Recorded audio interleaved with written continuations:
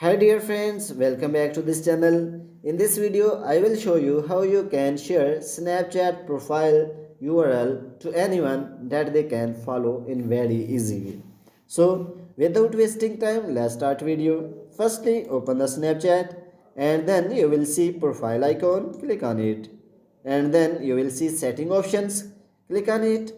And then scroll down the page and you will see public profile setting options, click on it and then click on share profile options and then you can see share profile URL, click on it and then select the person and then share it. So in this way, you can share your Snapchat profile URL very easily. So, if this video is helpful for you, please like the video and subscribe our channel. Thanks for watching.